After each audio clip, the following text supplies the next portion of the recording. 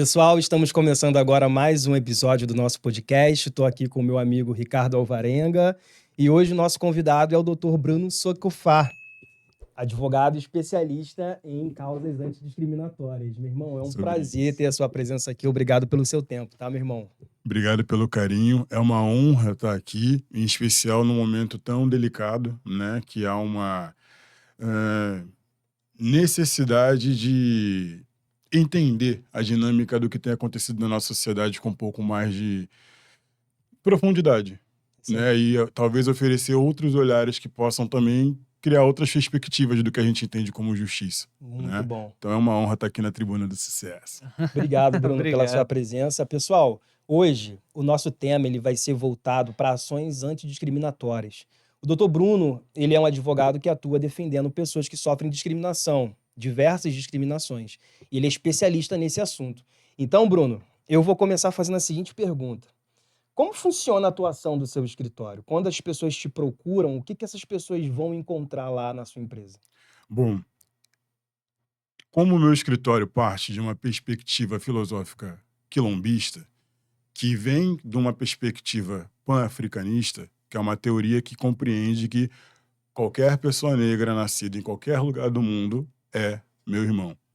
E é uma perspectiva política que tem a intenção de afirmar que há direitos universais que não ficam restritos apenas a uma ideia de território ou nacionalidade. Isso significa dizer que quando eu me identifico como uma pessoa negra africana, eu estou me identificando a um universo do qual eu deveria estar e eu não estou. O que eu quero dizer? Por ter nascido no Brasil, eu estou submisso à legislação brasileira. Eu estou condicionado ao que a Constituição diz sobre humanidade, sobre direitos fundamentais, sobre direitos básicos e sobre também a afirmação de direitos, né? A nossa Constituição atual, ela é progressista. Ela é a única Constituição que criminalizou o racismo, através de um movimento do movimento negro que parte de uma discussão sobre o direito de vida de jovens negros. O movimento negro de 1978 denunciou o mito da democracia racial, que é uma pseudo-inteligência que definiu um pensamento da nossa sociedade de imaginar que não existe uma questão racial no Brasil. Só para vocês entenderem, quando a gente discute a origem do autoritarismo no Brasil, que entende que pessoas podem ser coisificadas, que entende que pode haver retrocesso de direitos fundamentais, como na perspectiva do direito trabalhista, como na perspectiva do direito previdenciário, como na perspectiva dos direitos fundamentais como um todo, quando você pensar nas populações que estão nas favelas, por exemplo. Então você atua em todas essas áreas, direito trabalhista, previdenciário, tudo voltado para a parte antidiscriminatória. Então, é importante entender que o direito antidiscriminatório, que eu acredito, vem de uma vertente quilombista. Essa vertente filosófica não está correspondendo a uma ideia de território. Então, eu não estou submisso apenas à ideia do trabalhista, do civil ou do empresarial, de um código que vem de uma nação, entende? Sim. Veja, a legislação ordinária está vinculada à legislação constitucional, certo? A infraconstitucional está vinculada à legislação constitucional, certo? Que vai determinar a soberania do nosso país. E vai determinar também os poderes do nosso país e vai determinar também a forma como o nosso país funciona. O que é direito do nosso país e a ideia de justiça, né? E é importante falar sobre isso porque essa é uma discussão filosófica e fundamental para entender que o conceito de justo não parte apenas de uma visão. O nosso direito vem de uma visão grego-românica para uma nacionalidade que hoje a maioria populacional são pessoas pretas. Apesar disso, a forma como construir e pensar o direito, a forma de entregar a prestação jurisdicional é numa linguagem europeia, eurocêntrica, branca, colonial. Então, o que eu quero dizer? Como que essa justiça vai me entregar justiça se ela não parte do mesmo lugar do que eu entendo como justiça? Quem define, então, o conceito de justo? Então, Se o justo... Desculpa te interromper, mas só para finalizar. Se o justo não é plural, para uma sociedade plural como a brasileira, nunca haverá justiça ou satisfatória. E acho que a minha maior queixa como advogado é ter uma nação que tem muita resistência de seguir na discussão de uma justiça satisfatória. Pelo contrário, vai pelo caminho do retrocesso. Diminui direitos trabalhistas, diminui direitos previdenciários e começa a autorizar a chacina nas favelas. Então, eu não sou um advogado de código. E vou te dizer também, não sou advogado de uma Constituição só. Eu sou advogado de uma causa. A causa racial. Boa. O processo de progresso das pessoas que se parecem comigo e vêm de onde eu venho. E é por isso que o racismo é estrutural. Porque ele me conduz para uma direção que eu não quero ir. Quando a ONU veio aqui em 2010, e a filha de Francis Fanon, que eu, só para não pecar o nome, não vou citar o nome dela agora, porque eu acabei não decorando, ela disse que o racismo é estrutural porque ele atravessa todas as fases da vida da pessoa negra. Entende isso? Se a meritocracia diz que tem que estudar para você chegar onde você quer, eu estudei direito, com todas as dificuldades do mundo, negociando todo semestre, endividado, vendo a minha mãe chegando lá para um cara branco e implorar para ele, para deixar eu estudar. Eu lembro da frase que quis me motivar a me tornar um advogado. Eu quero ser alguém. Porque todo momento a sociedade dizia que eu não era ninguém. Eu lembro, mano, de um prédio da onde minha mãe era doméstica, que eu fui junto com ela lá na Zona Sul. A gente morava na Baixada Fluminense já. Não, minto, nessa época era o Complexo do Salgueiro de São Gonçalo. Eu morei lá até os 12 anos. Minha mãe foi ser doméstica na casa de uma família branca com dinheiro. E eu fui junto com ela porque... Não tinha com quem deixar, né? Exatamente, mãe preta, solo, toda essa história aí que você já conhece. E aí minha mãe falou, vá à praia. Eu falei, tá. Não, minto, não foi minha mãe que falou. Foi a dona da casa falou, vá à praia, porque tudo é solar para eles, tudo é tranquilo, né? É como se fosse uma criança branca, ah, vá à praia, vou à praia, vou lá, vou à praia. Eu peguei o elevador, parecia coisa de filme. Quando a porta do elevador abriu, tinha uma família branca. E eles fizeram assim, tá ligado? Caraca, que doideira. Mano, e eles não entraram no elevador. Aí a porta fechou. E eu subi de novo. E eu voltei pro quartinho de empregado e fiquei lá chorando. Tá entendendo? Então, o que me forma como pessoa é o lugar de onde eu venho. É o que chegou pra mim lá de cultura. É o que chegou lá pra mim pra dizer qual é, mano. Tu é alguém. Também chegou o racismo pra dizer qual é, mano. Tu não é ninguém. E a gente fica nesse processo de, às vezes, ser submetido a uma condição de desumanidade que ninguém está preocupado realmente em mudar a narrativa sobre isso, sabe? Com compromisso, sem negociar humanidade. Gente, humanidade não se negocia. Eu acho interessante quando você fala dessa Falei forma. muito. Nada.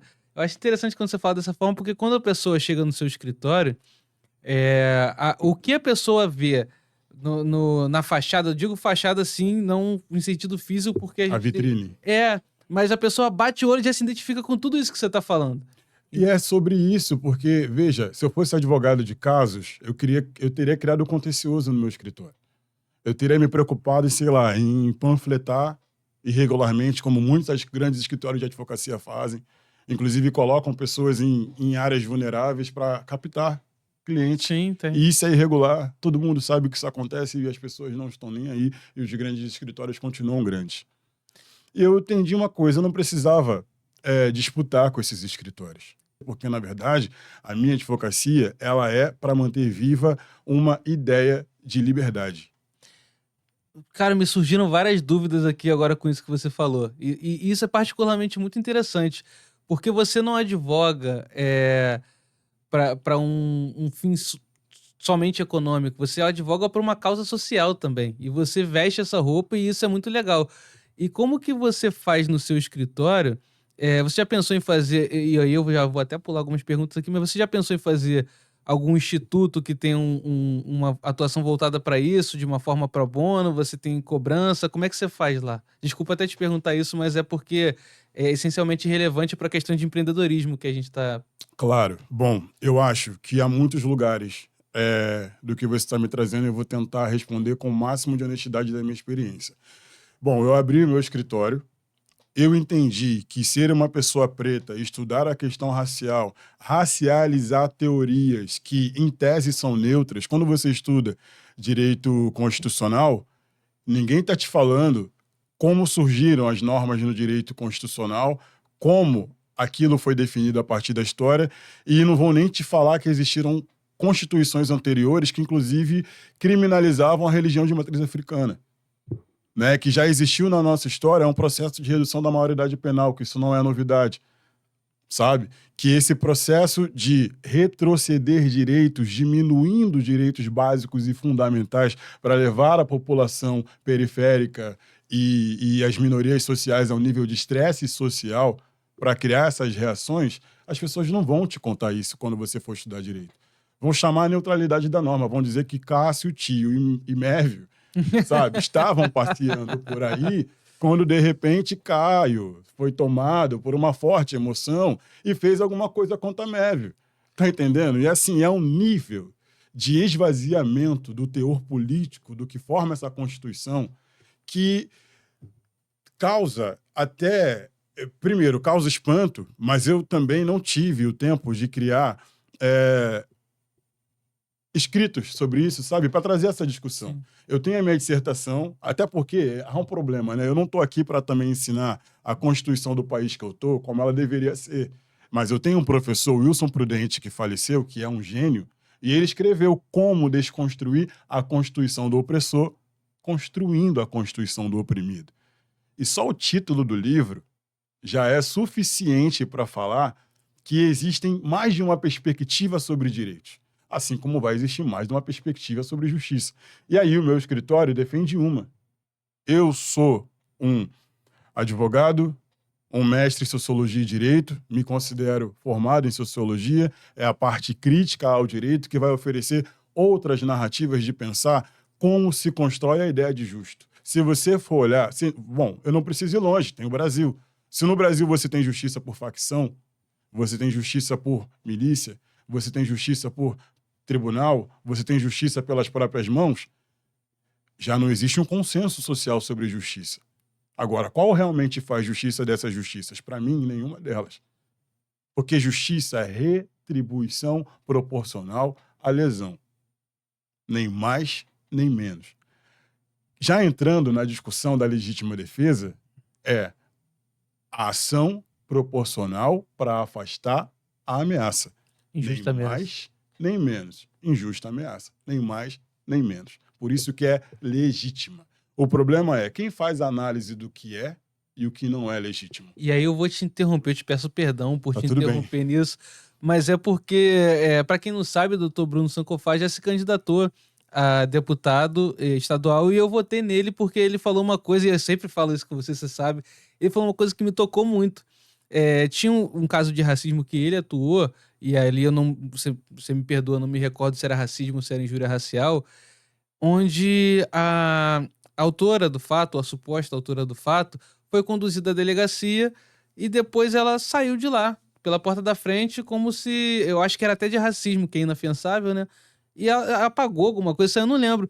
E aí você falou alguma coisa, você falou pra mim, você falou pros seus seguidores, mas você também falou pra mim, que enquanto não tiverem autoridades pretas, deputados, delegados pretos, juízes pretos, a situação não vai mudar, porque o cara que tá julgando aquilo ali, que tá conduzindo aquele caso, ele não vai sentir a gravidade do fato. Porque o racismo, ele tá no papel, mas quem é branco não sente o racismo na pele. Então, se o delegado for branco, e assim, claro, o delegado tem que ter o papel ali de cumprir e tudo mais, mas muitas vezes isso não acontece. E tem uma pergunta aqui que a gente vai te fazer sobre isso. Se você já sofreu alguma restrição em delegacia, se você já sofreu alguma restrição no exercício da sua atuação no Ministério Público, no Judiciário, mas quando você me falou isso, eu me convenceu a votar em você porque eu falei, cara, isso faz sentido. Isso faz muito sentido. A gente não tá aqui, hoje a gente não veio aqui pra falar de racismo. Mas com um convidado desse não tem como. O cara veio de Wakanda, pô. O cara não tem como. Então, assim, isso me tocou. Porque pra mim fez muito sentido ter pessoas que conduzam isso de formas... Da mesma forma que nos cargos de alto padrão devem ter negros, devem ter mulheres. Eu não tô falando isso porque eu sou feminista desconstruidão, não. é porque eu acho que faz sentido. Como você disse, a justiça, humanidade não se negocia. E eu acho que isso faz muito sentido.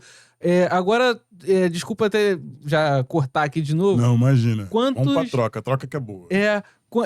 Para você atender com qualidade e com acolhimento, que eu acho que é o mais importante na sua... eu tô falando isso, acho, tá? Você é o especialista, você me corrija se eu estiver errado. Eu acho que deve ser muito importante você ter um bom acolhimento para uma pessoa que acabou de passar por uma situação de racismo.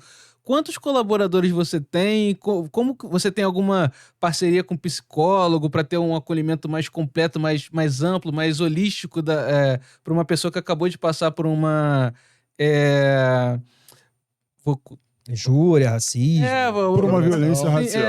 Né? Isso. Bom, primeiro te agradecer pelo retorno do que você trouxe. Eu acho que o que me traz um pouco mais de ânimo, né, para continuar estar nesse lugar que é referenciado pelas pessoas, é ter o retorno de que faz sentido o que eu estou fazendo, né? Porque parece ser um lugar muito solitário tomar decisões que são decisões políticas o tempo todo, e todo o tempo ter que levar a um lugar de calcular o que você vai fazer. Às vezes eu queria só descansar, sabe? Sabe aquela parte da música do Racionais, que todo preto só quer um terreno no mato só seu, entendeu? Luxo, pegar ali, ó. Calço, nadar no riacho. Pode cantar, pô. A arte tá aí, ó. A arte vem. Tem fome pegando as Frutas no caixa. aí, truta que eu falo. Tá vendo? Eu quero também, mas em São Paulo. Deus é uma nota de 100. Vida Tá entendendo? Mano, era o que eu queria. Eu lembro, o moleque lá, mano, na favela, do Salgueiro de São Gonçalo, lá, ouvindo Racionais, eu entendendo tudo. Eu falei, caraca, eu quero isso aqui. Pô, mano, entendi o que aconteceu com meus amigos, sabe? É uma parada muito...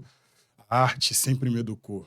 E, claro, Racionais sempre educou todo mundo, né? É uma das escolas que a gente tem, inclusive vem de uma escola do movimento negro, né?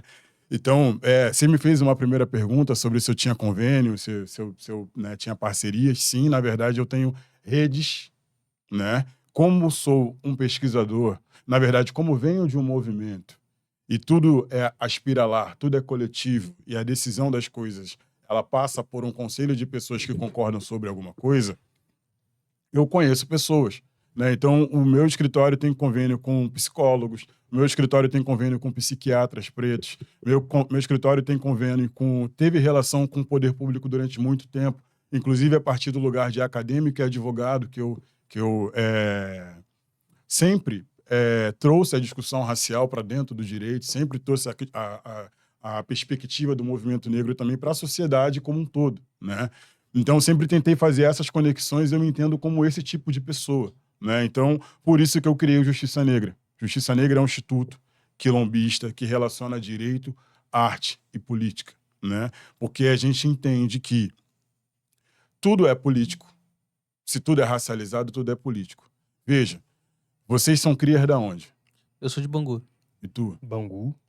Vocês acham que vocês nasceram em Bangu por Bangu quê? não, Realengo, pô. Você Você é de Realengo. Do Batã, velho.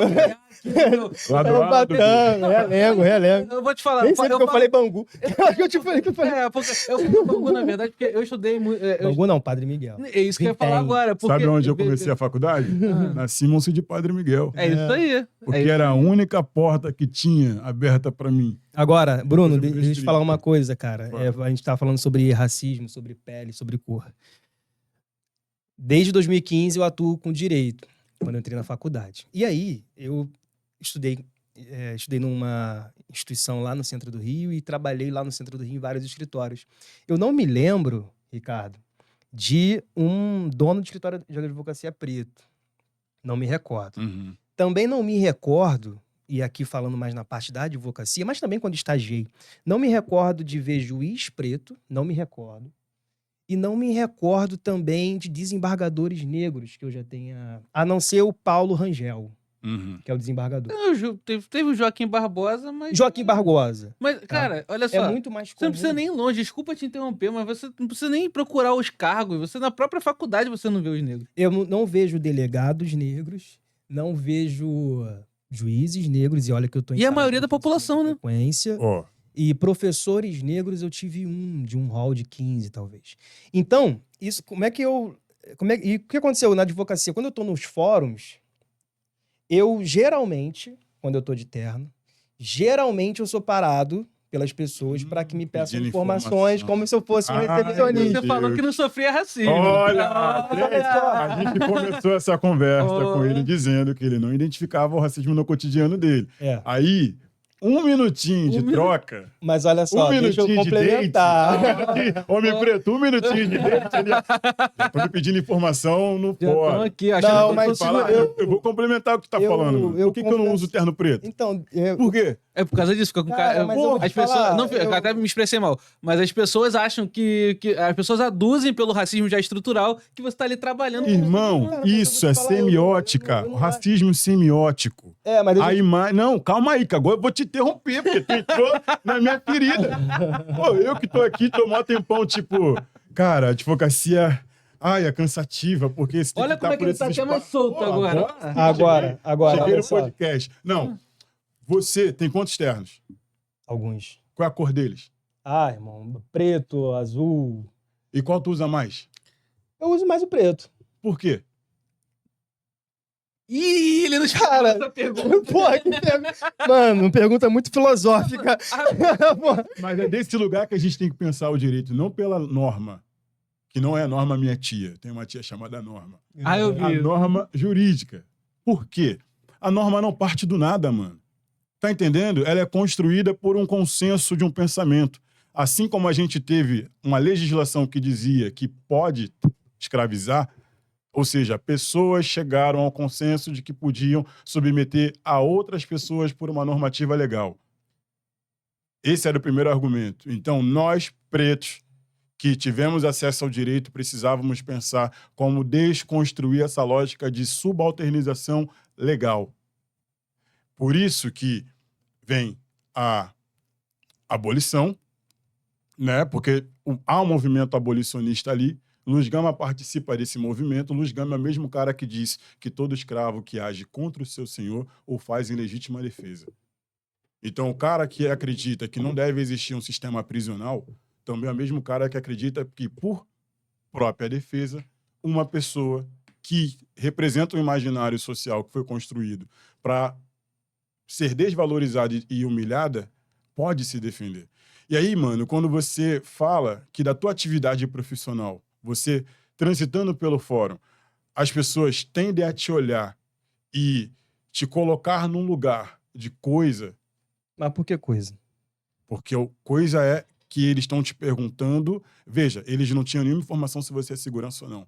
Eles te viram assim, pretinho, de terno preto, cabelo máquina 1, e presumiram algo. Uhum. Não estou falando se essas pessoas são boas ou ruins, se elas tiveram intenção ou não. Estou falando que há uma imagem sobre você, que é a mesma coisa que eu dizer que há um alvo sobre as costas de pessoas negras. Que esse alvo representa um símbolo, e que esse símbolo passa uma mensagem. Uhum. Racismo semiótico. Racismo pela o que a imagem comunica. E aí, quando eu participei... A sua luta é pra mudar isso? A minha luta é para ressignificar a imagem social que é reproduzida das pessoas pretas através de todas as ferramentas disponíveis para fazer isso. Uhum. Por isso que eu transcendi do direito. Porque o direito, veja, apesar dele ter a base filosófica, que é o que vai dizer o que é e o que não é direito, o que forma ou não forma justiça, e se isso não for plural, nunca será justiça. É a mesma coisa de dizer que tem como haver democracia com racismo. Não tem como. É possível isso? Não tem como haver democracia numa sociedade desigual. Racismo reverso existe? É meu sonho. Teria que voltar na história. Sonho. Teria que voltar na história, eu teria que ter o poder político para me opor contra a escravização. O que é o mundo tipo, perfeito pra você, Bruno? Sob essa ótica de não discriminação, cara. harmonia. Sem luxo, de Harmonia. nadado. Harmonia, paz, arte. Você sabe que isso é impossível, eu diria, né? Cara, Bom, pelo menos é o Sabe que me uma coisa parece. Isso é impossível? sabe uma coisa Ó, que me toca? Vou te cortar, que agora quero falar tudo. Olha Então só. vai. Jonathan Raimundo, amo atribuir esse meu pensamento a ele, porque quando eu estava desesperançado, e quando eu falo desesperançado, eu estou falando do lugar de homem preto, retinto periférico, que entendeu profundamente como essa nação criou uma narrativa para dominar as pessoas que vêm de onde eu venho e que se parecem comigo. E como isso resultou num processo de morticídio, morte por identidade racial, que também deveria ser classificada como genocídio. E não é classificado como genocídio porque a norma que define genocídio não tem critérios objetivos que se encaixem nessa realidade social. Então, essa norma, que não é a minha tia, está muito longe de produzir uma normalização jurídica. O que é normalização? Controle social através da norma. Sabe? Não matarás, ninguém mata, pô, nem a polícia. Não roubarás, ninguém rouba, pô, nem o Estado. Sabe? Não negarás o que é básico, ninguém nega. Nem o mais alto poder instituído dessa nação. Mas tá tudo errado. Tá tudo desigual, pô. E aí ninguém tá se incomodando no nível de profundidade de oferecer uma outra narrativa. Sou homem preto. Eu não quero me colocar em risco. Eu fui colocado em risco. Isso é o racismo estrutural. É uma força que me leva numa direção contrária que eu não quero ir. Eu não estudei para passar risco.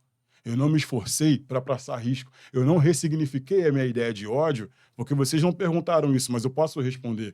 Eu me tornei um ativista porque o Estado matou 6 pessoas da minha família. Eu passei a estudar o direito porque eu precisava de uma outra narrativa, porque eu me recusei a aceitar que a morte dessas pessoas era uma morte natural, aceitável, tolerável, em qualquer sociedade que se diga humana. E eu também não vou esperar a humanidade de uma nação que, depois de escravizar, usou a arte cênica, saibam disso, que a história da colonização brasileira nasce da técnica dos jesuítas do teatro, que convencem os indígenas e os negros de abrirem mão da própria cultura para assimilarem a cultura europeia. Então, eu não estou longe da ideia de direito quando eu estou falando de arte. Pelo contrário, eu estou falando que arte é uma coisa tão forte e tão potente que ela consegue chegar no nível de fazer as pessoas abrirem mão do próprio direito. Então ela também consegue fazer o caminho inverso. Por isso que o meu nome é Sankofa. Porque da mesma forma que eu não tive acesso à memória da minha família, que eu não tive acesso à memória sobre de onde eu vim, que eu não tive acesso à memória de toda a cultura e tradição da realeza do meu povo, eu estou fazendo um caminho inverso, inclusive dentro da própria lógica branca. Eu estou racializando tudo que é colonial na minha existência. Porque senão eu não consigo acessar o que é felicidade. E é isso que eu quero como uma pessoa preta. Mesmo quando a gente avança nas políticas afirmativas, os caras vão lá e fraudam as cotas. A gente avança no censo racial, os caras vão lá e começam a convencer que os pardos têm que ficar contra os pretos. Sabe? Vocês nunca ouviram falar da técnica de Lynch, que é um cara que desenvolveu um método para convencer pessoas escravizadas a ficarem uma contra as outras? E isso acontece por um processo repetitivo, traumático, que é a violência racial, que é a mensagem de subalternização passada a partir de um processo violento, que é isso, todo dia você abrir a rede social e tem lá uma pessoa preta passando racismo. Todo dia você abrir o seu jornal e tem uma pessoa preta sendo presa ou sendo morta, ou a notícia de que ela foi morta. Sabe? Seja mulher no feminicídio, seja homem na violência por morte de arma de fogo, seja criança preta. Ninguém está falando sobre isso com essa gravidade, com essa profundidade, por quê? E aí eu preciso entender, mano, que gravidade também é narrativa. Eu não posso esperar que uma sociedade que fez isso, que fez o que fez com a gente e faz o que faz com a gente, vai dizer que o que eu passo é grave. Eu tenho que vir aqui dizer que foi grave, foi grave. Foi grave na lógica branca, porque eu dominei a lógica branca, eu estudei para dominar a lógica branca. A lógica branca é a lógica de civilidade, é a lógica de dizer que há um critério de uma medida proporcional a um comportamento contrário à minha honra. É o código dessa nação que está dizendo isso. É o código dessa nação que está dizendo isso. E eu estudei, e ele diz isso, então eu estou usando essa lógica ao meu favor. Agora, se o direito não for coerente, se o direito for abrir uma exceção à sua própria coerência, porque essa lógica é europeia, é um direito grego-romano, é um direito que não é baseado por uma sociedade plural como a brasileira. Olha como é que a gente é diverso. Agora eu posso falar que a gente é diverso, pô. Porque a justiça deveria ser, mas ela não é. Ela é totalmente parcial. Ela tem um posicionamento político. E se ela tem, eu também tenho. E o meu posicionamento político parte da pluralidade, inclusive, de dizer que a gente tem várias formas de ver o que é justo. Então, por que o nosso país não é plural na justiça, cara? Isso você que tá falando, você me. Bebe um pouquinho de água. Queria mais água. Não, mas, cara, isso é interessante. Eu acredito que o filé mignon da sua advocacia seja a advocacia criminal, porque você tá ali como assistente de acusação, muitas vezes. É uma realidade. Não. E é bom que eu gosto de falar dessa parte da realidade da advocacia para os advogados que querem. Não, imagina. Para os advogados que vêm para mim e falam, cara, por que tu não ensina a gente a fazer isso? Pô, mano, por que não sei, abre um curso e tal, não sei o quê? Mano, eu tenho um instituto, mas sabe por que eu não avanço? Porque é uma advocacia que deixa feridas. Desgastante, né? Ela deixa marcas, irmão. Pô, o último caso que eu peguei, que fez eu assim, ó, reduzir, que eu já tava machucado dos meus próprios casos e dos casos que vieram antes, mano. É muito bom tu ganhar um caso racial. Pô, tua comunidade fica feliz, todo mundo, tipo, caraca, olha que maneiro. E você ganhar pela sua inteligência, sabe? É incrível, mas perder dói muito. E às vezes nem perder, nem ganhar, mas só a história do caso já é triste. O último caso foi de uma criança que morreu, mano, no hospital da CDD. O que eu falo pra essa mãe? E essa mãe tá assim, caraca, só você abraçou meu caso. Tá entendendo? E as pessoas estão achando que eu quero lacrar na internet. Você já chegou aí pra... dessa perspectiva, mano. Porque a galera perde muita oportunidade de somar e fazer bagulho maneiro. A internet, mano, é a presença digital. É a gente ali, entendeu? E a gente faz coisas incríveis ali porque a gente molda a narrativa. Como eu disse, o racismo semiótico talvez seja o avanço mais proporcional e impactante que a gente possa ter, ressignificando a nossa imagem como preto. Porque se eu tenho a impressão de que se a gente chegar no nível de sociedade que a gente atribua o valor a nós mesmos como pessoa preta, significa que a gente, primeiro, é mercado para definir essa narrativa, significa que a gente tem poder econômico para sustentar essa narrativa e significa que a gente tem um mínimo de interação entre a gente, sem corresponder ao imaginário de segregação interna. Eu não vou deixar de colaborar contigo, irmão, porque você também é advogado, nem contigo, pelo contrário. Eu não quero mais pegar criminal. Cansei de sofrer. Tu tá disposto? Toma. Então, essa que era a pergunta, justamente essa. Porque se você abraça esses casos, eu imagino que você tenha que dar uma assistência ali 360 jurídica e mais holística ainda em outros setores, como psicologia, que você já falou e tudo Não, mais. a pegada é o olhar sociológico, né? Existe... Meu Deus, eu preciso lembrar o nome do livro. Mas depois eu passo também para a gente comunicar para o pessoal, mas a sociologia do negro.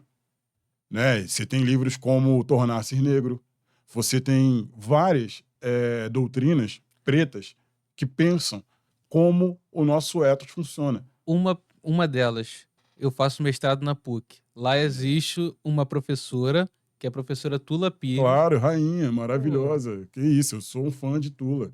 Então, né? E faz manda um um abraço para trabalho ela incrível. aí. Por favor, professora. Nossa, que saudade, inclusive, de São Davi, uma casa de santo, né? Ela Eu tenho um carinho imenso.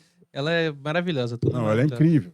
Tudo maravilhoso. E ela é uma doutrinadora que fala sobre isso. Sim, e fala com uma maestria, né? Se você fala for pegar os precisão. textos dela, cara, ela faz analogias assim que fazem você refletir sobre a sua humanidade mesmo. Então, eu sou uma pessoa que eu cheguei num nível de cansaço e estresse. Isso é mais uma coisa, desculpa te interromper de novo. A gente tá aqui com um advogado que ele atua em causas antidiscriminatórias, mas eu acredito que mais antirraciais, né? Pelo discurso que você está trazendo. Não, aqui. Eu acho que a gente tem que sustentar a doutrina da antidiscriminação sim, como um lugar comum para todas as pessoas. Sabe? Sim, mas o que eu tô dizendo, o que eu tô querendo passar, que pelo menos é o que eu tô percebendo, me corrija se eu estiver errado. A gente está aqui com um advogado que ele luta por uma causa essencial, mas ele tá cansado. A gente tá aqui com um advogado que ele luta por uma causa que não tem como você não se envolver emocionalmente e é uma causa nobre, só que deixa eu ver se eu entendi. Você tá se afastando um pouco da advocacia e esse afastamento é em relação a esse desgaste emocional. Conta mais um pouco pra gente. Eu acho que já até mudou um pouco o propósito aqui, mas agora eu fiquei, agora eu fiquei interessado. Eu acho que eu tô reduzindo a minha presença na advocacia. E eu acho que, ao mesmo tempo, eu estou refinando a minha proposta de advocacia. Eu não pretendo e nunca pretendi falar por uma linguagem colonial. Eu não pretendo e nunca pretendi reproduzir normas e legislações que nunca tiveram a perspectiva do meu povo quando foram criadas. E que, em sua maioria, foram criadas para criar desvantagem para o meu povo. Ou seja, são normativas racistas. Porque a definição de racismo é um sistema que cria vantagem para um grupo, colocando um outro grupo em desvantagem. Então, eu não posso reproduzir essa lógica. Então, eu precisava ter um lugar para reproduzir uma outra ideia de direito, uma outra ideia de justiça. Quando a gente formou Justiça Negra em 2014, dentro da Ordem dos Advogados do Estado do Rio de Janeiro, colocando um monte de jovem preto, preta e prete do direito para racializar a norma, e não é a minha tia, porque ela é negra, é porque a gente queria oferecer outros olhares, inclusive para essa estrutura. E aí, vocês dois estão bastante convencidos que só a presença de pessoas negras talvez resolveria o problema racial que a gente passa. E eu preciso dizer que não. Por isso que eu continuei estudando, porque presença é estética. Presença é presença, mas não necessariamente é representatividade. Representatividade é corresponder a um pensamento, a uma lógica de continuidade, a uma ancestralidade que pensa em contribuir para o avanço de pessoas negras. Não adianta ser um delegado, um juiz, um promotor preto, se eu não vou nessa direção. Porque se você vai contra, você corrobora para um sistema que vai definhar a desvantagem do seu povo e a sua desvantagem. Entende? E aí eu estou falando isso também porque há pouco tempo a gente teve o caso do Igor Melo. O caso do Igor Melo era um policial que a gente demorou para saber que era preto. E aí muitas pessoas ficaram chocadas, inclusive pessoas negras falaram que não foi racismo porque ele era preto. Eu falei, calma. E ele aí. saiu rindo da delegacia, né? Eu acho que como ele se comporta com isso não é o que importa para mim. Eu acho que o que importa é o nível da ação que ele chegou. Da gravidade, né? Da ação que ele chegou e o lugar sociológico que ele representa nessa sociedade. Como eu disse, mano, ele não foi racista, ele reproduziu o racismo. E aí eu preciso estudar o que é racismo internalizado, o que é intrarracismo, para entender como é que os comportamentos acontecem dentro da minha comunidade. As pessoas acham que Wakanda é um lugar lindo, como rei de Wakanda, eu posso dizer. Pode Há dizer. conflitos em Wakanda, sabe? E aí, nesse lugar de que há conflitos em Wakanda, a gente precisa entender a origem desses conflitos. Os conflitos não nascem do nada. Os conflitos não são instintivos. Os conflitos não vêm de um lugar animalesco, coisificante, como a colonização pretendeu definir a gente comportamentalmente. Os conflitos vêm derivado da opressão espacial que o racismo impõe, no seu formato estrutural, levando pessoas negras numa direção contrária à que elas queriam ir. Você sabe que... Esse é o ponto central de defesa que a gente deve assumir e defender, para dizer que, cara, se você é ativista mesmo, se você representa esse povo no parlamento, se você tem um compromisso com uma narrativa jornalística com isso, se você tem uma consciência de alguém que quer produzir um lugar melhor para todo mundo, em especial para as crianças, mano, que não tem culpa de estar numa sociedade desigual e elas são a nossa esperança e a gente precisa deixar um lugar para elas depois que a gente não estiver mais aqui, você precisa ter o compromisso de ser honesto e coerente. Então, a gente precisa falar de um lugar que é um lugar de defender pessoas pretas com honestidade e não se apropriar da pauta, usar dela para se projetar. Assim, se você contribui para o sistema de fato antirracista, eu acho maneiro você se apropriar da pauta, fazer o que você quiser. Se você for preto e, sei lá, sofreu racismo e quiser lançar uma música, acho maneiro também, pô, você já sofreu demais, acho que você tem que usar todos os meios para melhorar a sua vida. Agora, se você estiver falando que você tem de fato um compromisso, se você quer realmente que alguma coisa mude, então você tem que mudar a forma como você age. E a gente tem que exigir isso de quem a gente votou. Eu não faço as coisas para obter voto. Eu não faço as coisas para obter aprovação. Eu faço as coisas para obter concordância, a partir de um lugar de consciência. Significa que há um lugar no saber de toda pessoa preta que as coisas estão erradas, que elas não deveriam estar dessa forma. E se elas não deveriam estar dessa forma, tinham pessoas que estão agindo para isso acontecer. Não se apropria de um discurso efetivo, técnico, coerente e real sobre a segurança pública. enquanto a gente está sempre reproduzindo a tragédia que está adoecendo e enlouquecendo pessoas pretas aos montes. E eu acho que eu me tornei artista primeiro para me salvar. Eu já era artista, né? Na verdade, eu sempre fui. E antes de eu saber que a minha família tem um percurso lindo no movimento negro, afirmando direitos através da arte, eu já era artista. E aí, quando eu definhei na advocacia, porque eu sinto a dor de toda pessoa que chega para eu advogar, todo caso me atravessa, todo caso me machuca e todo caso me revolta.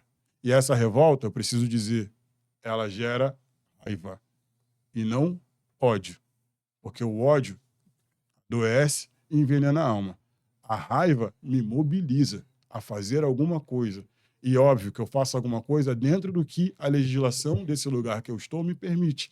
Mas eu preciso dizer, quando eu estou além da legislação, no sentido filosófico de dizer que essa legislação não dá conta do grau de complexidade dos desafios que uma pessoa negra tem vivendo numa sociedade desigual, numa sociedade racista, numa sociedade que o maior sintoma do racismo é fingir que se importa, mas não se importa a ponto de fazer alguma coisa efetiva e discutir com compromisso. Só isso que eu queria dizer. E Justiça Negra está aí para isso. Eu não vou me candidatar politicamente, mas eu vou estimular um espaço de estudo para pessoas pretas que querem pensar filosoficamente e querem criar uma consciência, apesar de estarem num universo que ignora essa consciência necessária de continuidade e ancestralidade. Acho que é sobre isso. Pô, legal, cara, que interessante. Ô, Bruno, Calma aí, rapidinho. Não, agora eu preciso fazer essa pergunta, porque ele falou de ódio. E eu acho, assim, eu me dou muito, não com as ideias necessariamente, com as ideias políticas dele. Mas é uma pessoa que eu gosto muito como pessoa, Meus toques. porque como pessoa, porque toda vez que a gente se encontra, a gente, pô, o cara me trata muito bem, eu adoro ele, a gente ri o tempo todo, que é o Hélio Lopes, que é o famoso negão do Bolsonaro. O negão do Sim, sei quem é. E ele faz parte. E você tava falando ali dos negros que ficam muitas vezes contra o movimento e tudo mais. E ele não brinca de ser preto, não. Ele é preto com vontade.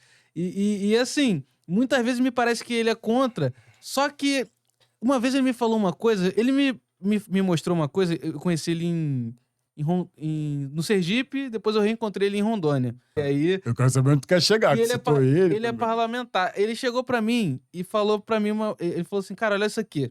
Ele pegou uma foto do Bolsonaro com um cachorro preto. E aí falaram, cara, olha só, a pessoa fala que esse cachorro aqui sou eu. Isso aqui não é racismo, não? Ele falou, tu acha que isso aqui não é racismo? Então eu falei, cara, você trouxe um negócio aqui, agora, que eu achei interessante. Que não é a justiça, quando isso gera uma revolta, a revolta não te traz ódio, ela te traz raiva, porque o ódio faz isso. Porque a pessoa que tá de um lado... Porque assim, o que eu entendo da política é que teve o pessoal... A gente vem de uma formação conservadora... Que as pessoas que sofreram racismo não alimentaram ódio. Não, sim, isso então... é perigoso, isso é sensível, isso é um ponto cirúrgico, assim, na discussão de quando a gente vai discutir sanidade mental da população preta a partir desses processos desumanizantes. Sim. Mas fala. Não, eu só queria saber a sua opinião, porque realmente... Porque, assim, o histórico político, na minha visão, pelo que eu sou um cara jovem ainda, eu comecei a ver política há pouco tempo. Ai, sorte a tua. E eu senti, cara, que assim, a gente veio de uma questão muito conservadora, e aí veio um movimento anticonservador que começou a muitas vezes, por essa raiva e acabar se tornando ódio, atacar um outro lado por uma forma que não deveria, como isso que aconteceu com ele. Eu não acho que a pessoa que tá contra as ideias dele deveria olhar pro cara e falar que... Pegar a foto do cachorro preto do Bolsonaro e falar que é ele, porque isso também é racismo. Então, se ele... E assim, ele fala que é questão de democracia e tudo mais, mas se ele falou isso pra mim, eu senti que lá no fundo isso incomodou ele, sabe? Ó, eu vou juntar a política de Jurema Werneck e Sueli Carneiro, que foi depois para a arte de Djonga. E eu tive a honra de citar isso na ONU, quando eu fui falar sobre violência racial e como as gerações estão dialogando sobre isso, em percepção do estresse racial que a gente está e como que isso é representado na política. O posicionamento antirracista na política. E a frase é a seguinte: entre esquerda e direita, eu sou preto, irmão. Tá entendendo? Caraca, forte, né? E eu acho, centralmente falando, da questão do Hélio, olha, há um lugar que a gente nunca vai estar protegido, que é esse lugar quando o discurso vai para a raça. Você pode ter discriminação, inclusive, por orientação política. Por isso que eu falo que o direito antidiscriminatório ele é um lugar muito mais amplo de pensar.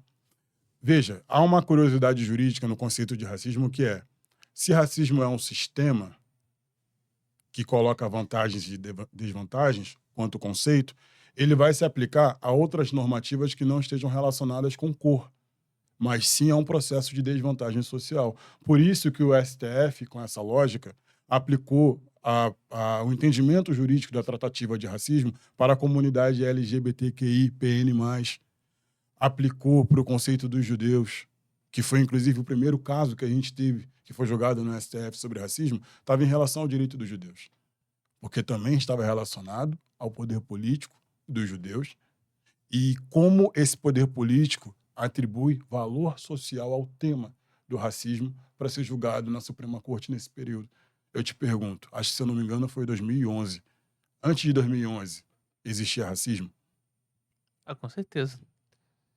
Antes de 2011, existia advogados? Não corta eu. Não, Não corta eu. Não, vou ter Não, que fala. cortar. Vou ter Para aqui, vou ter que ó. Aqui, cortar. me ajuda aqui, pelo vou ter amor que de cortar. Deus. É racismo eu te cortar? É. Então Porque você é você usa racista o seu agora. sistema de opressão para aqui, para me oprimir. Mentira. Então vou te pedir a gentileza. Fala. Mas é porque aconteceu uma coisa interessante. Queria responder do Hélio. Não, Tá deixando? vai responder, você vai Tá. ter tempo. Mas é porque o que acontece? Teve uma pessoa que falou pra mim, falou, cara, olha só, o racismo... Esse menino lá, meu. Não, a escravidão, a gente aqui, o Brasil foi o último lugar a abolir a escravidão, e aqui no Rio de Janeiro acho que foi o lugar que mais passou escravo no mundo. Mais recebeu escravo, e aqui a gente, inclusive, tem uma comunidade majoritariamente negra, de descendência angolana, exatamente porque aqui tem um dos casos que mais recebeu, e essas pessoas, como eu disse, estudar história e cruzar com a sociologia, eu acho interessante porque a gente vai entender, vai estar mais próximo da realidade do que aconteceu.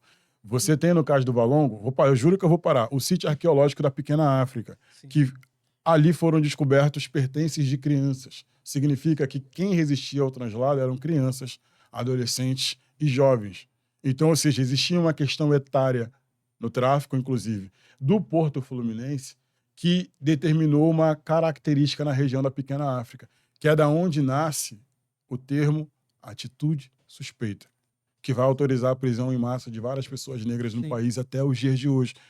Só queria te trazer esse dado, porque eu acho importante falar desse lugar. Tudo que você está trazendo é importante. Uma coisa que me falaram foi o seguinte, a escravidão ela acabou em 1988. Acabou? Não. Não me avisar, não chegou, não chegou a Princesa ainda. Isabel assinou lá. Bebel não mandou nada pra minha casa, na minha casa não chegou nada, porque eu não estou sendo tratado como tal. Formalmente acabou naquela época. Aí eu amo a arte, porque é uma forma de linguagem muito libertadora. Isso é muito, em termos históricos, isso é muito recente, né? Porque são praticamente o quê? 3 gerações? Eu ia falar isso agora, Bruno. É um ponto central, e aí eu acho que é importante analisar como a consciência atravessa as gerações. Eu acho que isso é, assim, a gente tende a ir numa direção crítica das coisas, de fazer a crítica por crítica. Porque Isabel assinou e, na verdade, não foi Isabel, tinha um movimento lá. É interessante, porque a gente revela que não foi. A Isabel não fez nem porque quis, né? Vamos começar a falar desse lugar. Mas o que é mais interessante dentro disso? Entender que, antes da assinatura da Lei Áurea, já existia um movimento negro e de senzala, que se comportava quilombisticamente. Então, quilombo também é uma filosofia comportamental que vai gerar uma norma comportamental em relação a uma ameaça comportamental, ou seja, racismo é um comportamento, né? É sistêmico, mas também há o lugar do comportamento. E desse comportamento que a gente está falando pessoas brancas que corriam atrás, inclusive, de jovens e crianças negras para reescravizar no pós-abolição. É daí que a gente está falando da redução da maioridade penal. Sim. E aí, quando eu estou falando desse lugar, o que eu preciso entender? Esse povo preto desse período já vivia um nível de tensionamento racial mais explícito. Ali todo mundo sabia quem era racista, todo mundo aceitava quem era racista. Ali, racismo, até há pouquíssimo tempo da Lei Áurea, era legal. Né? Você tem a influência do... Depois Não é Reino Unido, da da- Inglaterra, você tem a influência do poder bélico da Inglaterra, você tem a influência do movimento abolicionista, que tem homens negros formados nas teorias coloniais, as teorias educacionais, como direito, como Luiz Gama, Saldanha. Você tem médicos pretos, todos aquilombados dentro de uma institucionalidade que tinham a pretensão de fazer um movimento que é a maçonaria negra. E é importante falar isso, inclusive, é minha tese de mestrado. Eu vou lá para estudar porque eu precisava entender como é que essas organizações caminhavam, entendiam o progresso de pessoas pretas a partir não só do direito, mas de uma lógica de, olha, eu preciso empurrar a Constituição para o lugar que ela deveria estar. Porque se ela não for, vai continuar esse lugar de suspensão de direitos fundamentais, já que a gente está falando aqui que a perspectiva progressiva do iluminismo não deveria, pela fraternidade, abraçar todas as pessoas, porque todas as pessoas são iguais aos olhos do cristianismo, ou deveriam pelo menos ser, esse cristianismo que está agora um pouco mais carismático. Então, existia essas discussões que vão levar a população negra para um lugar, um Estado de direito, que ainda não é assegurado pela norma constitucional do país, que está conectado a um processo e uma mentalidade quilombista de como reagir a comportamentos degradantes e desumanizantes, como a coisificação racial. E aí, o dado importantíssimo disso é, primeiro, essa consciência, que existe uma consciência em movimento negro, que está, inclusive, organizado por confrarias como a maçonaria, né? E está discutindo as teses europeias como do iluminismo e tal, e que isso vai passar pelo processo inevitável da abolição. Isabel não fez porque quis, ela fez porque ela teve que fazer, e esse é um dos poucos exemplos que a gente tem na história de quando a gente consegue compelir a colonização a fazer algo contrário ao que ela quer. E isso é bom. E isso é bom ficar como exemplo. A gente tem que aprender como fazer isso, como replicar esse modelo. Esse é um modelo político efetivo. E isso passa pela colaboração, pela aliança com pessoas brancas, antirracistas. Por isso que eu preciso falar sobre o antirracismo. Eu não gosto muito desse termo, mas eu tenho que respeitar muito Du Bois, né, mano? Du Bois tem que respeitar. E o Fanon, uma galera braba aí que cunhou o termo. A gente não tem como atribuir a quem, mas o termo vem de pessoas pretas que são, inclusive, pan-africanistas e quilombistas, decoloniais. Então, como é que o antirracismo brasileiro não vai ser decolonial? Ele precisa ser decolonial. Mas, ok, um dado importante dessa consciência é o movimento negro foi demorado, ele não demorou, ele foi demorado 100 anos para criminalizar racismo após a abolição legal da escravidão. Tá entendendo o que eu tô falando? Foi 100 anos, meu irmão. 100 anos. Daqui do Quilombo até o parlamento, que alterou essa Constituição para tornar como pessoa e garantir a cidadania e dignidade de pessoas pretas, foram 100 anos. E a gente está há 37 anos dessa Constituição, e quanto a gente avançou? É importante pensar. Quanto a consciência avançou? É importante pensar o que a internet faz por essa consciência, como a nossa geração se posiciona, como uma pessoa preta acessa essa consciência, como que eu consigo multiplicar outras pessoas para entender o que eu estou falando. Porque eu não estou falando, não é meu. O que eu estou falando é dos mais velhos e das mais velhas que vieram antes, irmão. Essa história está contada em livros, sabe? Essa história está sendo contada pelos griots que ainda repassam isso oralmente. Essa história é contada em terreiros que, de fato, dão continuidade ao que a ancestralidade determinou para as casas de axé. Tá entendendo? Então, assim, não é uma coisa da minha cabeça. Eu não nasci advogado. Eu nasci preto. Depois que eu virei advogado, como meu irmão aqui de terno no fórum, as pessoas continuaram me tratando como preto. Eu fiz um mestrado em Sociologia e Direito em uma universidade federal. E eu continuei sendo tratado como preto, porque como advogado eu não fui respeitado em delegacia. Como advogado, um motorista do Uber, que também era advogado, achou que poderia me levar para a delegacia para ser preso, porque ele achou que eu ia assaltar ele, porque eu sou um homem preto, alto e forte. E eu sei falar sobre os meus direitos.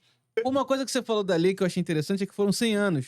Para a Constituição brasileira. Não, 100 anos pra E, ó, constar na lei.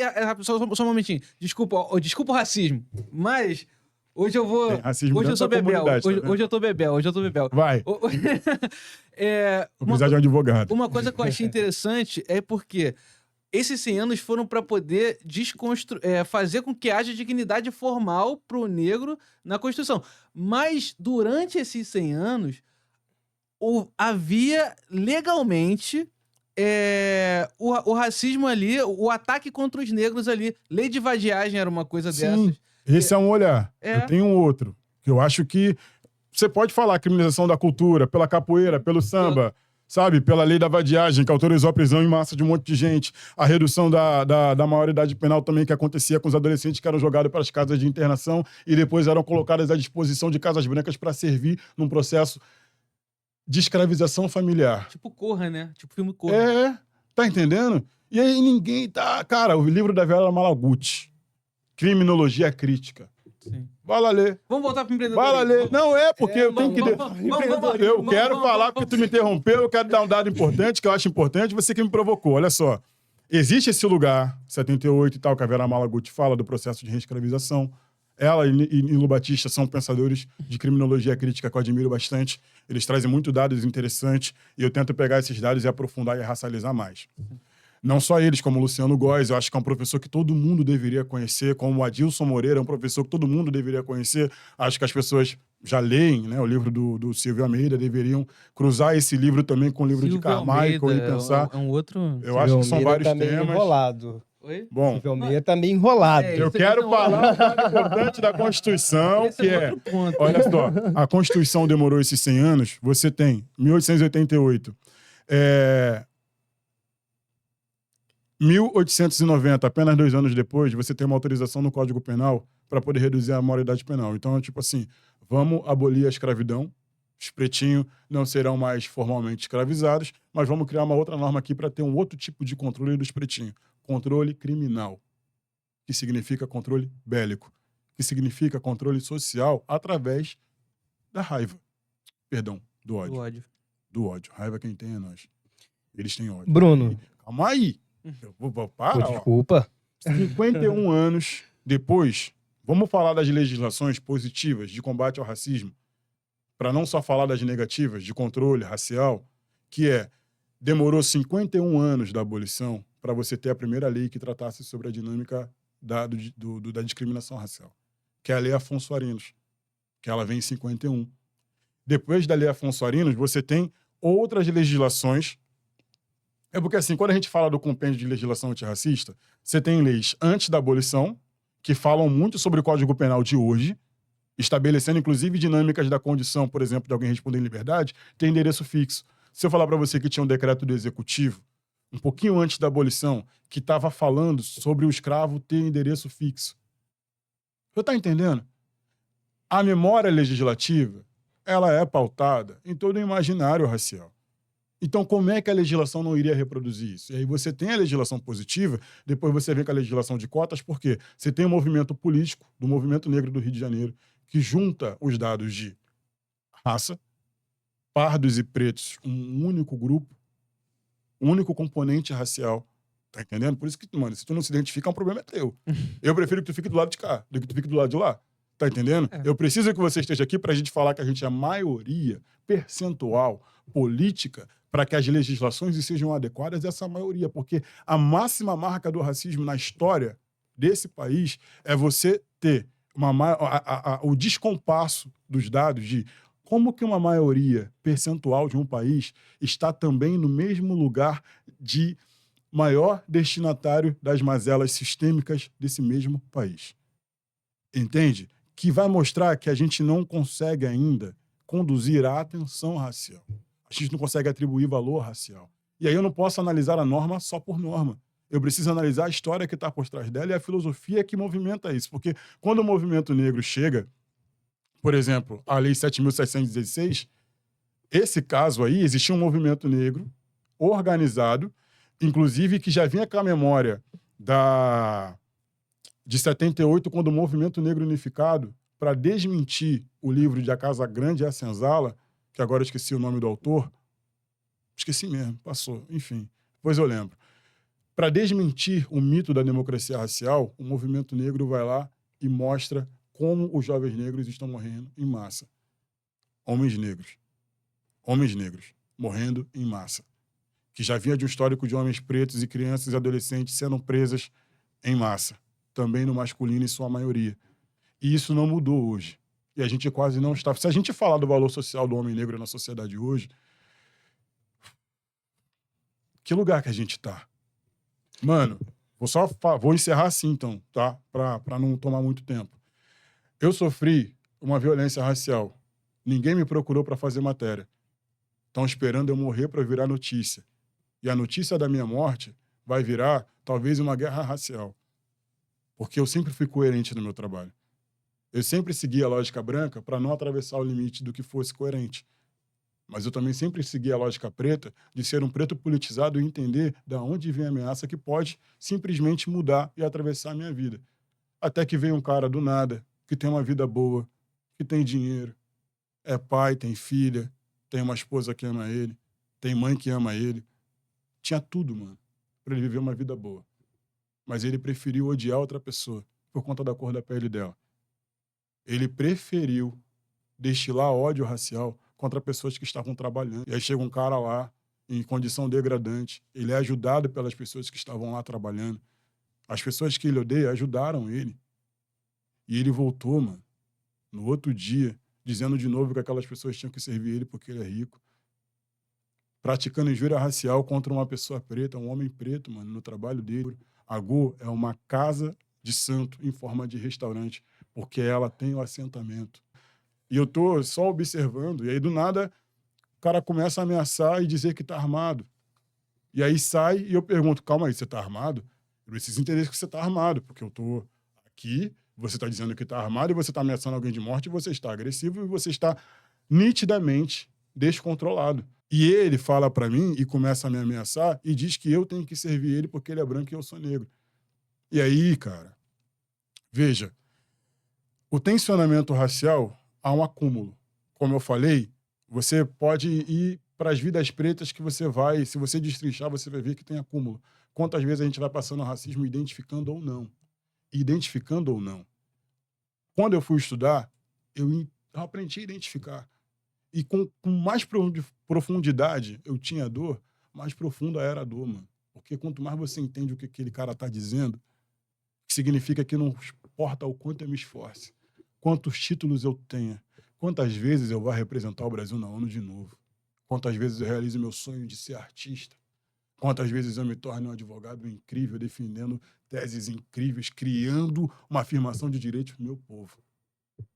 Não importa ser excelente, ser cirúrgico, ser dedicado. Eu acho que a parada mais difícil de ser um homem preto no Rio de Janeiro, consciente, é viver todos os dias como se fosse meu último dia, irmão. Se não basta ser preto para corresponder à representatividade, se você não estiver pensando como preto dentro do cargo, de acordo com a cultura, tradição e memória preta, quem dirá um branco que não vem da cultura, memória e tradição? A nossa memória foi apagada e queimada através dos papéis que Rui Barbosa queimou.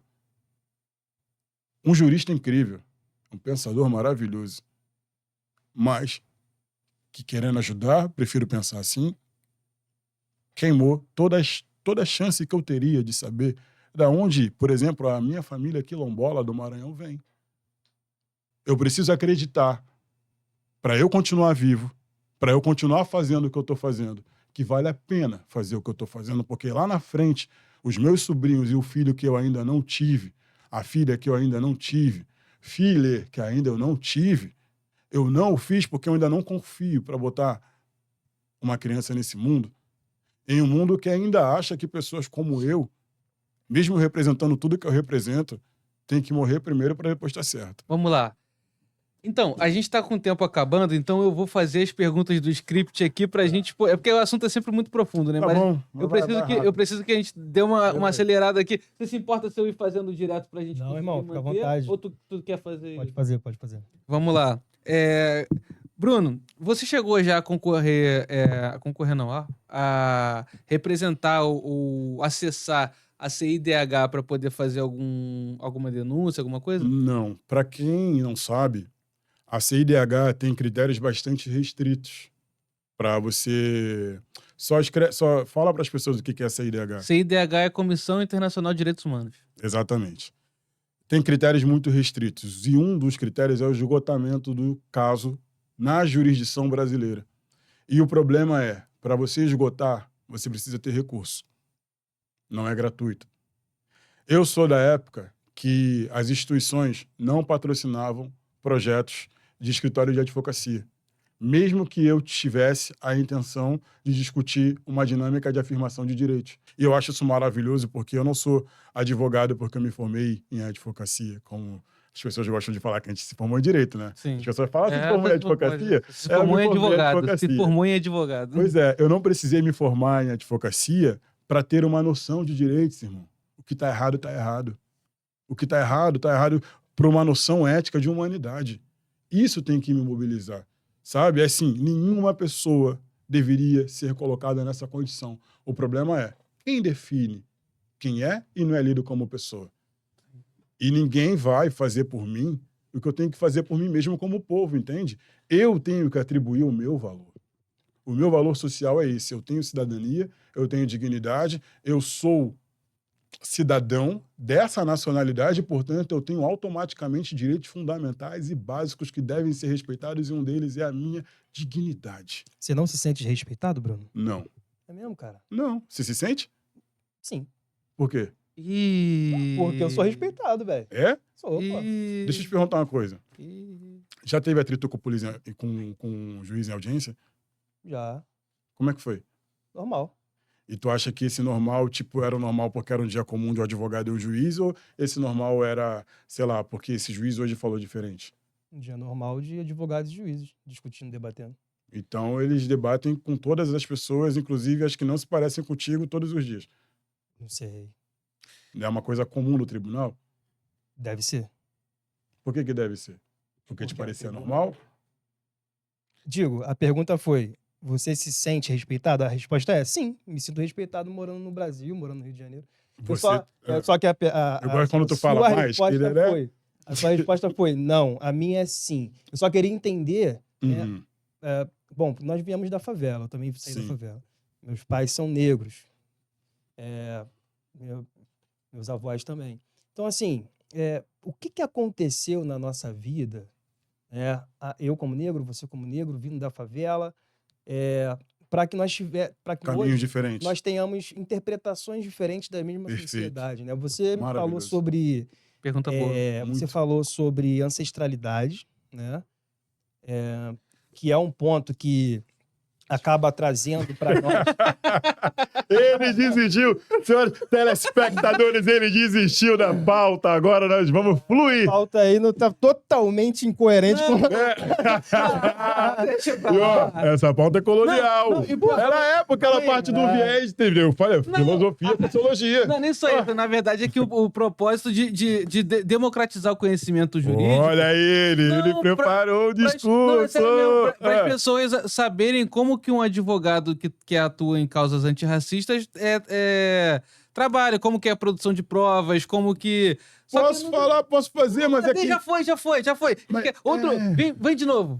É sempre um problema, porque a parte funcional do escritório de advocacia que eu tenho problema de falar ainda, o termo antirracismo, mas... Eu ter jogado o papel pra trás foi racismo? Eu tô até preocupado com tudo que eu tô fazendo. Para com isso, irmão. Ó, a primeira coisa é, eu não estou trabalhando agora. Não, Eu não sou o intérprete do que é e o que não é racismo. sim. Eu sou uma pessoa que gosta de construir coletivamente consensos mínimos para a gente avançar em Isso é termos de ótimo. consciência. Mas isso é muito E importante. aí você não está excluído desse lugar, não. Você está dentro. Eu repito, eu preciso aprender com a história do movimento negro. A gente pode ter várias perspectivas diferentes sobre como lidar com a questão racial, irmão. Porque a gente tem lugares diferentes, sabe por quê? Nós não somos hegemônicos, sabe? No sentido especial de dizer que é uma pluralidade. Sim. De ponto de visão de partida, porque a gente vem de lugares diferentes. A África não é um país, é um continente. Olha que eu rimei, hein? Amei. Vai virar música. Mas o que eu quero dizer Vamos fazer uma música nós três? Vamos lá, já estamos fazendo. Vamos fazer uma música nós Mano, eu três. sou canção. Eu sou músico também. Aí, o que eu vou falar é trágico. O que eu vou falar é trágico. Sim, se esse cara fizer alguma coisa comigo, o que eu quero deixar pro mundo É a poesia de ser uma pessoa preta, liberta aqui, no meu ori. É aqui que importa. É aqui que importa. Eu sei que a minha estética, ela vai falar mais alto de quem eu sou por dentro. Porque eu fui educado assim, sou um moleque preto da favela, retintão, que quis estudar, mano. Eu estudei pra caraca, eu fiz todos os corres, eu segui tudo, todo o roteiro que a métrica colonial disse. Eu fiz. Fui lá, fiz mestrado. A minha pesquisa, ela é inovadora. Ninguém pesquisou sobre maçonaria mas ou na olha segurança só. pública. Maçonaria preta. Eu- Eu eu nem sabia gostaria que de tinha falar. Eu sei, maçonaria ninguém preta. sabia. Por isso que eu falo o grau de profundidade que eu fui pesquisar, que vai dizer, pra mim, o que que é a direção hoje para o movimento negro brasileiro. Pra mim, vai dizer pra mim. Quem quiser acreditar nessa tese, Ih, acho que acabou. eita. Calma aí, deixa eu ver com. Deixa eu ver. Hermínia, a gente tem que encerrar? Bora. Tá. Vamos Finalização? Vamos finalizar. Desculpa te interromper. Não, tô ligado, eu ainda atrasei, pô. Não, tranquilo. Você tem algum. Queria respondo ele ou não respondo ele? Responde ele, pô. O que a gente Responde. estava falando era sobre isso, né? Responde Sobre, por exemplo, o que eu estava falando de as pessoas me confundirem com um recepcionista, por exemplo, no fórum, eu não me incomodo com essa situação. E, por outro lado, quando eu levo isso para um negro ou para um colega, você se acha branco? As pessoas acham que Você. Eu tô pegando, Não, eu ia falar assim, filho, não eu ia vai. falar assim, Gente, isso foi quando eu- maravilhoso. Não, isso aqui tem que a gente tem que falar. Não, quando eu levo porque, ó, isso É porque a minha mãe é portuguesa, é descendente de português. E meu pai é preto. Bom, E aí eu sou a mistura do Brasil. é. O Brasil é isso aqui. Cara, Então- Rapaz, olha, pô, eu solidarizo contigo, deve ser um lugar difícil. Sim, porque. Sabe por quê? A família da minha mãe é toda branca. Então, quando eu chegava na família da minha mãe, eu era preto. E quando a família do meu pai é toda preta. Quando eu chegava na família do meu pai, eu era branco. Eu nunca tive Eu identidade. sei, mano, sabe? ó. O lugar do não lugar. só complementando, por favor. Não, termina aí. Eu não consigo responder nada eu nesse sou lugar. irrelevante, eu sou irrelevante. Oh, meu Deus do Termina céu. a tua resposta pra ele pra gente encerrar aqui, porque a gente precisa encerrar. Não, mano, Cara, eu penso ninguém é que o irrelevante. recepcionista E o porteiro é um cargo bom também aí. É, mano, mas Não, não mas- caia na ideia de achar que é relacionado ao valor do cargo. Eu fui pintor, tá ligado? Pedreiro. Tá entendendo, irmão? A gente passou por esse lugar, a gente é preto de favela, irmão, a gente passou. Não é nenhum desmérito. Quantos tem na tua família que ainda são? O advogado é você. Aí, eu não sei nem se você chegou primeiro ou se chegou sozinho. E a gente nem tem uma garantia de quem tá vindo depois vai chegar também, irmão. Porque as cotas ainda é lido como uma ameaça, apesar de elas terem sido prorrogadas. Porque existe um movimento preto que pensa estratégia política de sustentação das políticas pretas. E isso é importante, sabe? E aí, o que eu tô querendo dizer eu acho que é importante pensar de por que a sua imagem representou esse lugar. Estão muito acostumados a ver uma pessoa que se parece com você nesse lugar. Estão acostumados a tratar uma pessoa como você, como tratam uma pessoa nesse lugar. Às vezes nem considera esse lugar, tem uma pessoa. O que aconteceu? Entende? Achar que uma pessoa negra seria um cargo inferior, um cargo superior, alguma coisa. Já aconteceu Cara, não, porque eu sei perguntar. É, pô, isso acontece muito comigo. Tá Eu chego pro entendendo? professor e falo, com licença, você isso? trabalha aqui? Trabalha aqui. Só eu tive educação, ó. Mas Eu não estudei nas melhores Eu escolas. mesmo, cara, eu já Ó, fiz. eu não estudei nas melhores escolas. Eu tenho educação. Sabe qual a presunção do racismo, como ele começou cientificamente? Com a presunção de que a gente não sabia pensar. Colocando uma inferioridade intelectual e comportamental, animalizando a nossa identidade, criando representações negativas da nossa imagem, definindo uma métrica para uma semiótica escravizante, irmão. Ou seja, uma imagem que passa uma mensagem de subalternização. E aí, por isso que eu falo, dentro da lógica dessa sociedade, caraca, eu cheguei no mestrado. Eu fui de ator em 1 ano e meio, entrei num projeto da Broadway, mano. Sabe? Maneiro. Continuo artista. Estou aqui, sou consultado por imprensa preta, imprensa branca, para falar sobre a questão racial. Falei sobre o Brasil 4 vezes na temática de violência racial da ONU e ainda faço parte do fórum. Não tive tempo de construir ainda com o Fórum Internacional porque estava nas dinâmicas daqui. Racismo é um sistema de desvantagem. E o estrutural, o modelo estrutural é te empurrar contra a estrutura para uma direção que você não quer ir. Que nem eu agora me sinto vulnerabilizado, porque o alvo que tinha no meu peito está maior. Porque um homem branco resolveu desumanizar descontroladamente e repetitivamente pessoas negras que estavam trabalhando, inclusive eu. E a única imagem que às vezes parece, embora eu tenha tido um apoio daquela comunidade da nossa bolha digital, existe uma repercussão do que não aconteceu. Tipo, por que a mídia não falou sobre isso?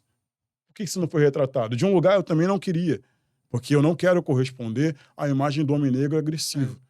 Eu quero corresponder à ideia de uma pessoa preta que entende seus direitos, que se defendeu de uma forma proporcional. E se eu quisesse fazer algum tipo de analogia a essa ideia jurídica, veja, o princípio jurídico, para quem é jurista e está vendo esse programa agora, eu, quanto uma pessoa preta, que sempre discuti o processo de investigação da violência racial, que esse país sempre se recusou em fazer, arquivando inquéritos de racismo, arquivando inquéritos por morte decorrente de racismo institucional, que antes tinha o nome de auto de resistência, hoje tem o nome de morte por intervenção de agente do Estado.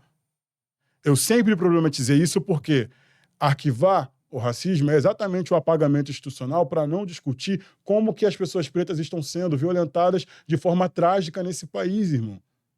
E aí eu preciso trazer essa discussão porque nesse momento eu me sinto num lugar de extrema vulnerabilização, mano.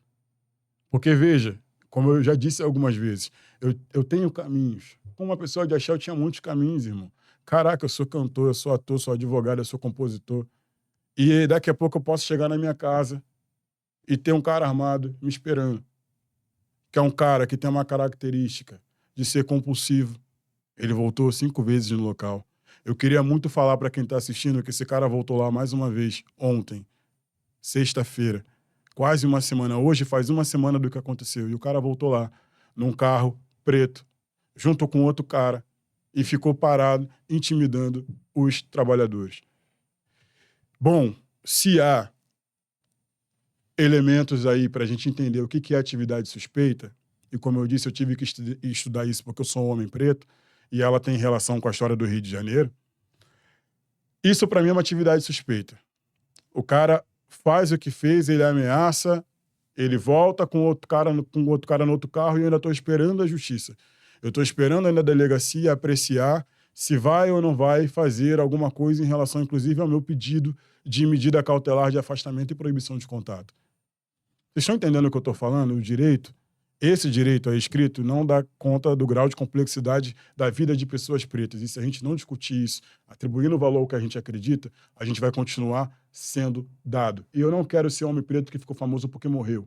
E agora eu me sinto numa condição de vulnerabilidade. Se eu represento alguma coisa, vocês não deveriam estar esperando eu virar notícia para, inclusive, navegar na minha tragédia. Desculpa, Não. mas... Pessoal, a gente vai ter que encerrar aqui porque extrapolou nosso tempo. Hoje a gente recebeu aqui... Chefe. Hoje a gente recebeu Claro, aqui o Dr. Bruno Sankofa, eu, Ricardo Alvarenga, junto com meu amigo Larry Borges. Irmão, tamo junto. Obrigado pelo seu espaço de fala aqui. Obrigado pelo que você trouxe. Uma perspectiva diferente, né? Eu saio daqui praticamente me sentindo ignorante, irmão. Não, pelo amor de Porque, Deus. cara, é assim, o que acontece? Mas esse Eu que é o debate. trabalho- O cara que faz a luta, você que tá dentro da pele não se sente, e eu que não sei se tô dentro da pele. É porque Mas aí- como a gente fica muito Esse é o mergulhado lugar. dentro do escritório de advocacia, Sim. concentrado em tarefas técnicas, de gestão de pessoas e tudo mais, talvez eu não tenha, esteja, melhor dizendo, num lugar que me traga essas percepções e que você trouxe para mim. Então, obrigado pela sua análise, Acha. pelo seu ponto de vista. É muito bom, irmão. Vamos continuar conversando daqui a pouquinho, porque Vamos, então. acabou. E Eu me despeço, Ih, não? Não, Dá tempo de me despedir, não? Por favor. Ó, eu quero agradecer a vocês por esse espaço. Eu acho uma honra eu estar aqui com homens pretos de diferentes origens, irmão. Diferente forma de pensamento, porque é desse lugar que a gente cria uma ideia sobre o que é ser homem preto. Tudo que eu falei aqui são perspectivas criadas por coletividades. Ninguém pensou sozinho essas teorias, entende? Então, se sintam acolhidos por essas teorias, se sintam pertencentes. A única diferença que tem de mim para uma outra pessoa preta sobre consciência racial é só que eu avancei um pouco mais, porque no mesmo grau de urgência que as nossas demandas têm, mas a gente pode nivelar esse lugar. Então, essa é a proposta do Justiça Negra. Eu convido vocês dois, homens pretos de diferentes origens, de que pensam diferente de mim, que possam, inclusive, ter interpretação diferente da vida que eu tenho, para compor junto. Vamos pensar junto, irmão. Justiça Negra tá aí para isso. A gente tem projetos, a gente tá fazendo coisa boa, a gente quer, inclusive, oferecer pra galera da advocacia um lugar para pensar a racialidade. É isso. É isso Tamo aí. junto, Tamo irmão. junto. Pessoal, vamos lá. Obrigado É pela isso. sua presença, Bruno. Axé. Valeu. É isso. É isso. Caraca, falamos pra caralho. Pessoal,